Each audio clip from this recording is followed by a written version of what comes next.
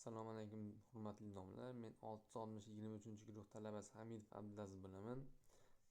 5 million AI leaders, ya'ni 5 million sun'iy intellekt yetakchilari sertifikatining asosiy maqsadi hozirgi rivojlangan innovatsiyalarga boy zamonda O'zbekiston yoshlarini sun'iy intellekt bo'yicha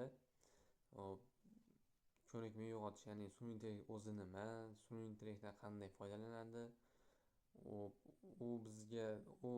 bizning o'rnimizga ishchi emas, balki bizga yordamchi ekanligini, unga to'g'ri prompt, ya'ni so'rovlar yuborishni o'rgatadi. Kursga keladigan bo'lsak, kurs asosan asosiy 4 ta moduldan iborat. Siz har bir modul ichida 3 ta bosqichdan iborat, ya'ni kirish, asosiy qism va xulosa, ya'ni oxirida test yechib, o'zingizni sinab, modullarni tamomlaganingizdan so'ng sizga muvaffaqiyatli tarzda sertifikat taqdim etiladi. Bu sertifikatdan olishdan maqsad O'zbekiston yoshlarini o'sha sun'iy intellektni nima ekanligi, sun'iy intellekt o'zi nima va undan qanday to'g'ri foydalanish,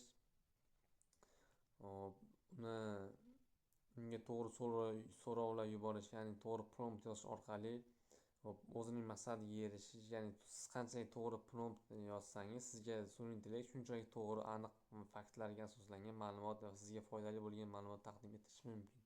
Shu narsalarni o'rgatadi.